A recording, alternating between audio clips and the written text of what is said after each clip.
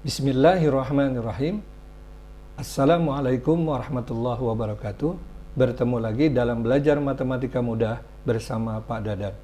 Kali ini kita akan mempelajari materi segitiga. Materi ini adalah materi matematika SMP di kelas 7. Pada video pembelajaran kali ini akan dibagi menjadi 3 bagian.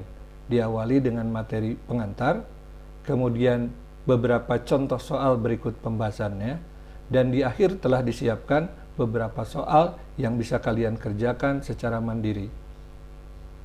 Kita awali dengan materi pengantar. Pengertian segitiga. Segitiga adalah bangun datar yang dibatasi oleh 3 garis lurus yang membentuk 3 sudut. Adapun jenis-jenis segitiga apabila dilihat dari panjang sisinya, yang pertama ada yang namanya segitiga sama sisi. Ya, ini gambarnya. Cirinya adalah segitiga sama sisi memiliki 3 sisi yang sama panjang. Otomatis nanti besar sudutnya juga menjadi sama besar. Kemudian yang kedua adalah segitiga sama kaki. Cirinya dia memiliki 2 sisi yang sama panjang. Dan yang ketiga ada segitiga sebarang, yaitu segitiga yang ketiga sisinya tidak sama panjang. Kemudian jenis segitiga juga bisa dibagi berdasarkan besar sudutnya. Yang pertama ada yang disebut segitiga siku-siku. Ini gambarnya. Cirinya adalah besar salah satu sudut segitiga tersebut 90 derajat. Jenis segitiga yang kedua adalah segitiga tumpul. Memiliki ciri besar salah satu sudutnya lebih dari 90 derajat. Kemudian yang ketiga adalah segitiga lancip. Memiliki ciri ketiga sudutnya besarnya kurang dari 90 derajat. Baik, kita lanjutkan. Jenis-jenis segitiga juga bisa dibedakan berdasarkan panjang sisi dan besar sudutnya. Ada yang disebut segitiga lancip sama sisi. Artinya ketiga sudutnya kurang dari 90 derajat dan ketiga sisinya sama panjang. Ada yang disebut segitiga lancip sama kaki, artinya ketiga sudutnya kurang dari 90 derajat dan memiliki 2 sisi yang sama panjang. Ada yang disebut segitiga tumpul sama kaki, artinya memiliki sebuah sudut yang besarnya lebih dari 90 derajat dan 2 sisi yang sama panjang. Kemudian ada yang disebut segitiga siku-siku sama kaki. Cirinya salah satu sudutnya 90 derajat dan memiliki 2 sisi yang sama panjang. Ada juga yang disebut segitiga lancip sebarang, yaitu segitiga yang ketiga sudutnya kurang dari 90 derajat dan ketiga sisinya tidak sama panjang. Ada yang disebut segitiga tumpul sebarang. Cirinya salah satu sudutnya besarnya lebih dari 90 derajat dan ketiga sisinya berbeda panjangnya. Dan yang terakhir ada yang disebut segitiga siku-siku sebarang, yaitu cirinya memiliki sudut, salah satu sudutnya 90 derajat dan ketiga sisinya tidak sama panjang. Kita lanjutkan. Sifat-sifat segitiga. Ada beberapa segitiga yang memiliki sifat khusus. Yang pertama segitiga siku-siku. Pada segitiga siku-siku berlaku teorema Pitagoras yang mengatakan bahwa kuadrat sisi terpanjang sama dengan jumlah kuadrat sisi tegaknya. Misalnya, jika C merupakan sisi terpanjang sementara A dan B sisi yang lain atau biasa disebut sisi tegak, maka berlaku C kuadrat sama dengan A kuadrat tambah B kuadrat. Tapi apabila C kuadrat itu lebih dari A kuadrat tambah B kuadrat, maka segitiga tersebut termasuk segitiga tumpul. Sebaliknya, jika C kuadrat kurang dari A kuadrat tambah B kuadrat, maka segitiga tersebut termasuk segitiga lancip. Segitiga berikutnya yang memiliki sifat istimewa adalah segitiga sama kaki. Cirinya mempunyai 2 sisi sama panjang, mempunyai 2 sudut sama besar, mempunyai 1 sumbu simetri, dapat menempati bingkainya secara tepat dengan 2 cara.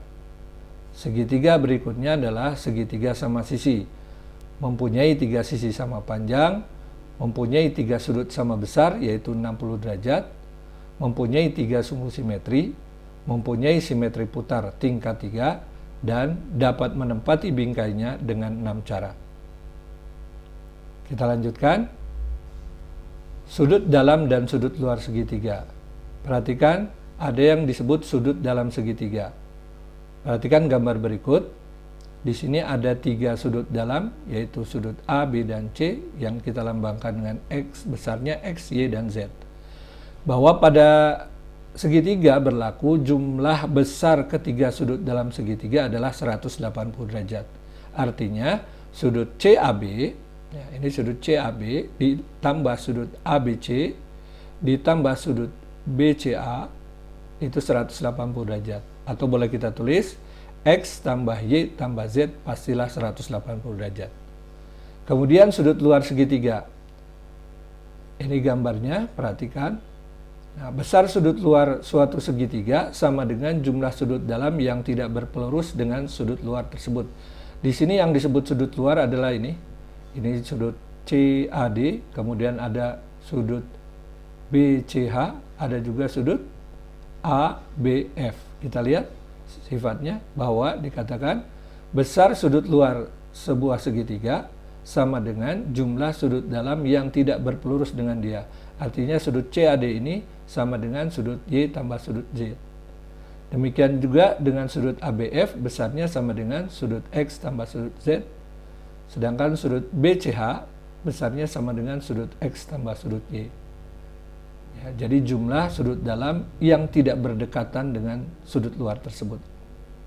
Kita lanjutkan. Ketidaksamaan segitiga. Pada segitiga berlaku jumlah panjang dua sisinya pasti lebih dari panjang sisi ketiga.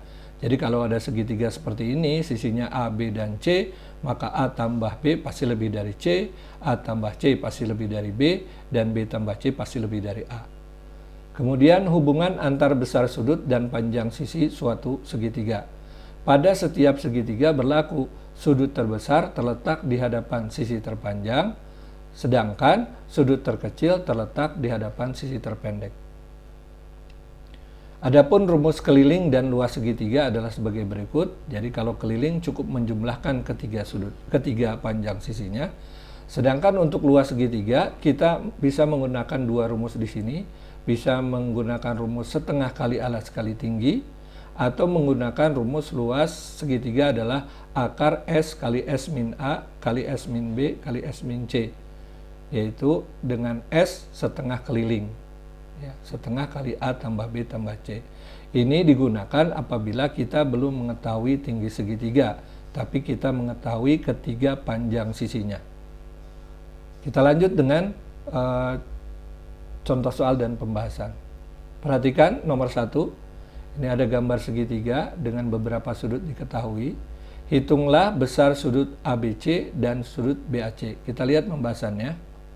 Sudut ABC dan CBD, ya, untuk mencari sudut ABC perhatikan sudut ABC, ya, di sini sudut ABC dan sudut CBD ini dikatakan saling berpelurus. Ingat materi di semester 1 atau di materi sebelumnya. Nah, karena berpelurus, maka besar sudut ABC jika ditambah besar sudut CBD itu 180 derajat. Tinggal kita substitusikan nilai yang sudah diketahui. Sudut ABC ditambah CBD-nya 140 sama dengan 180, maka sudut ABC adalah 40 derajat. 180 kurangi 140. Kemudian pertanyaan berikutnya besar sudut BAC, ya, jadi ABC 40 derajat. Jumlah besar ketiga sudut dalam segitiga adalah 180. Maka sudut ABC tambah BCD tambah CAB adalah 180 derajat. Kita substitusi nilai yang sudah diketahui. ABC kita ganti dengan 40 derajat, ya, berdasarkan jawaban di atas. Sementara sudut yang lain kita masukkan saja yang ada di sini. Ada 2Y tambah 10 dan ada Y tambah 10 derajat. Ini harus sama dengan 180 derajat. Ini jadi persamaan linear, 2Y dengan Y jadi 3Y, sementara 40, 10, dan 10, 60. Ya, kita kurangi kedua ruas dengan 60, sehingga kiri menjadi 3Y, dan kanan 180 kurang 60, yaitu 120 derajat. Sehingga kita dapatkan Y-nya adalah 120 dibagi 3, 40 derajat. Sehingga besar sudut BAC adalah Y ditambah 10. Y-nya kita ganti dengan 40. 40 tambah 10, 50 derajat. Kita lanjutkan ke soal berikutnya. Soal nomor 2. Di sini ada gambar segitiga dengan beberapa ukuran panjang sisinya. Pertanyaannya, tentukan luas segitiga PQR dan panjang RS. Panjang RS itu berarti tinggi segitiganya. Kita lihat pembahasannya. Luas segitiga PQR itu bisa kita hitung karena PQR adalah segitiga siku-siku. Bisa kita anggap PR sebagai alas, QR sebagai tinggi, atau sebaliknya. Nah, setengah kali alas kali tinggi berarti setengah kali kita anggap alasnya itu PR, tingginya QR. Setengah kali PR kali QR, setengah kali 4 kali 3 yaitu 6. Jadi luas segitiga PQR adalah 6 cm persegi. Sementara untuk mencari panjang RS, kita gunakan rumus yang sama bahwa luas segitiga diketahui 6, maka setengah kali alas kali tinggi itu 6. Nah, kita gunakan alasnya adalah PQ, RS-nya sebagai tinggi. Kita substitusi, setengah kali PQ-nya ganti dengan 5, RS-nya itu yang kita cari sama dengan 6. Sehingga RS bisa kita peroleh 6 kali 2/5 sama dengan 2,4 cm. Jadi, panjang RS sama dengan 2,4 cm. Kita lanjutkan dengan soal nomor 3. Perhatikan gambar berikut. Di sini ada segitiga ABC. Jika keliling segitiga ABC adalah 44 cm, tentukan luas segitiga tersebut. Kita perhatikan pembahasannya. Pertama, dari informasi keliling segitiga ABC sama dengan 44, yang artinya AB tambah BC tambah CA itu 44, berarti AB ditambah 20 ditambah 13 sama dengan 44, kita peroleh AB itu adalah 44 kurang 33 yaitu 11 cm. Ini sebagai alas segitiga. Sementara tinggi segitiga berarti kita harus mencari panjang DC atau CD. Kita lihat pada segitiga ADC. Berlaku rumus Pitagoras karena dia segitiga siku-siku. Bahwa AC kuadrat sama dengan DA kuadrat ditambah DC kuadrat atau DC kuadrat sama dengan AC kuadrat kurang DA kuadrat. Sehingga kita peroleh DC itu adalah akar dari AC kuadrat dikurang DA kuadrat. Ya, kita akarkan kedua ruasnya. Jadi DC-nya sama dengan akar dari 13 kuadrat dikurangi 5 kuadrat, diperoleh akar dari 169 kurang 25 itu 144, maka panjang DC ada 12. Sehingga dengan mudah luas segitiga PQR itu setengah dikali alasnya AB, tingginya DC, setengah kali 11 kali 12, sehingga kita peroleh luas segitiga PQR adalah 66 cm persegi. Kita lanjut ke soal nomor 4. Perbandingan alas dan tinggi suatu segitiga adalah 2:3. Jika luas segitiganya 48 cm persegi, tentukan panjang alas dan tinggi segitiga tersebut. Lihat pembahasannya, kita misalkan bahwa karena perbandingan alas dan tinggi 2:3, kita misalkan alasnya 2x, tingginya 3x. Maka luas segitiga itu 48, luas segitiga adalah setengah kali alas kali tinggi, berarti setengah kali 2x kali 3x sama dengan 48. Ini kalau kita kalikan, setengah dengan 2-nya habis atau dicoret jadi 1 kali x kali 3x yaitu 3x kuadrat sama dengan 48. Sehingga x kuadratnya 16, ya, 48 dibagi 3, x-nya adalah 4. Ya. Sehingga panjang alas dan tinggi segitiga adalah alasnya 2x, 2 kali 4, 8 cm, dan tingginya 3x, 3 kali 4, 12 cm. Baik. Di bagian akhir ini sudah disiapkan beberapa soal latihan, silahkan kalian bisa kerjakan secara mandiri, ya. Nomor 1 dan 2, kemudian nomor 3 dan 4 seperti ini,